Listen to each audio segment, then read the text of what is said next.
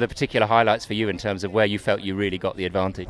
I think one of the key things for us was being able to stay in touch the first night, which was heavier upwind conditions, which we thought they might get away a bit.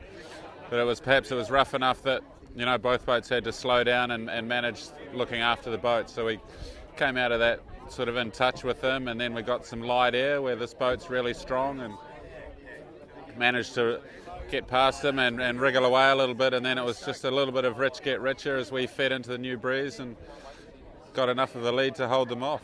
Always nerve-wracking approaching Tasman Island at that time of day, not knowing whether the sea breeze is going to fill in nicely or whether we have a park up there, so we're certainly worried.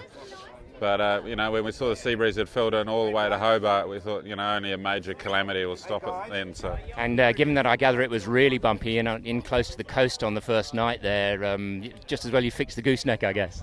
Oh, that's right. It was, it was pretty fortunate that it happened a week or so before the start, not that day. Yeah. And how does this rate amongst your Hobarts? This must be quite a pretty special one. Oh, absolutely. Really, really special to get the record for overall line honours and, to beat Comanche. Unbelievable. And Bob says he's still coming back for another 2, so what more can you do to this thing to get it any faster? We've still got a few tricks up our sleeves, so we'll see what develops. Anything more in the foil department? You never know. It's been a year and a half now since we first conceived the idea and then built it, and then the big rush was to get the boat here to do the race. So to even be here to do the race is, I feel like we had a big win just doing that. But it's really hurts to just miss out by an hour or so, And what was your thinking overnight last night?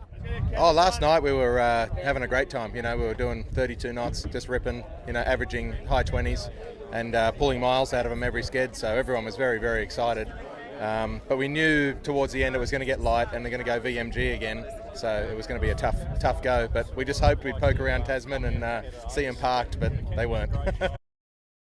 That's great. That was my third one. I was hoping third time's a charm, but you got to give full credit to Wild Oats. We just didn't get the conditions we needed until the end of Bass Strait. Loic Perron said, old people on new boats, you really need them when you've not got much time. No question. I mean, it's just a very, very experienced team and a lot of depth, and there's no shortcuts there, so that was a lot of fun. I learnt a lot. I mean, this boat was fully airborne a few times and came out of it really well, like jarring stuff. Jimmy is the world's most qualified grinder. Overqualified grinder. Jimmy was one of our drivers. He just slotted right in as one of like 5 or 6 of us that drove the boat. And as you can only imagine, he's as good as advertised. It was fun sailing with Jimmy. He and I have sailed against each other for a million years, and fun finally to sail with him. And he was excellent addition to the team. We're going to try to get him to come back for sure. He's going to quit the America. You want a newsflash? He's quitting the America's Cup, and he's going to come sail in Comanche full time. Yeah!